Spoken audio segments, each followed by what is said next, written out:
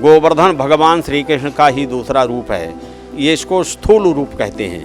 भगवान स्वरूपमान होकर के आते हैं तो चैतन्य स्वरूप कहा जाता है, और जो भगवान का स्थूल स्वरूप है वही दिव्याति दिव्य स्वरूप गोवर्धन के रूप में भगवान ने स्थापित किया।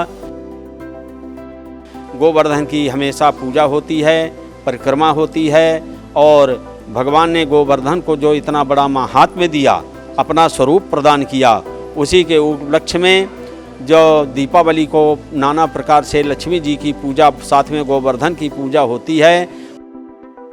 दूसरे दिन उनको नाना प्रकार का व्यंजन 56 भोग बना करके और भगवान की संतुष्टि के लिए उनको अर्पित किया जाता है। ये भक्ति मार्ग है। भक्ति मार्ग में भगवान की सेवा पूजा सर्वतोमुखी है, सर्वप्रधान है।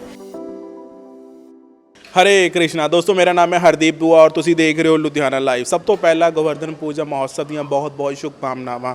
लेकिन गोवर्धन पूजा महोत्सव मनाया क्यों जाता है, इसके पीछे की महत्व है, आओ गल करते हैं पंडित राम यज्ञ द्विवेदी जी नाल। हरे कृष्णा। गोवर्धन पूजा के लिए सबको बधाइयाँ। गोवर्धन भगवान श्री कृष्ण का ही दूसरा रूप है। ये इसको स्थूल रूप कहते हैं। भगवान स्वरूपमान होकर के आते हैं तो चैतन्य स्वरूप कहा जाता है, और जो भगवान का स्थूल स्वरूप है वही दिव्याति दिव्य स्वरूप गोवर्धन के रूप में भगवान ने स्थापित किया।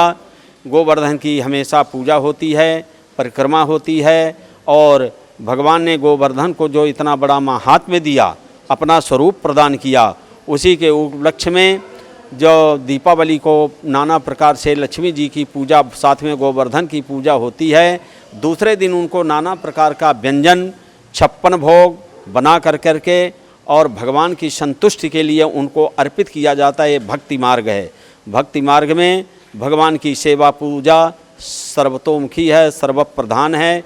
इसी उपलक्ष्य के लिए और लोग भगवान की पूजा करके, परिक्रमा करके, नाना प्रकार के व्यंजनों का भोग लगा करके और भक्ति चाहते हैं, भगवान के चरणों का प्रेम चाहते हैं, और भगवान संतुष्ट होकर के उनका अपने चरणों का प्रेम प्रदान करते हैं। इसलिए गोवर्धन पूजा महत्वपूर्ण है, करना चाहिए। बहुत बहुत शुक्रिया पंडित जी। सो जानते आंदे एक बार फिर लुधियाना लाइव दे सभी दर्शकों को गोवर्धन पूजा महोत्सव ਦੀਆਂ बहुत बहुत शुभकामनावां। हरदीप दुआ ने दियो इजाजत। हरे कृष्णा। हरे राम।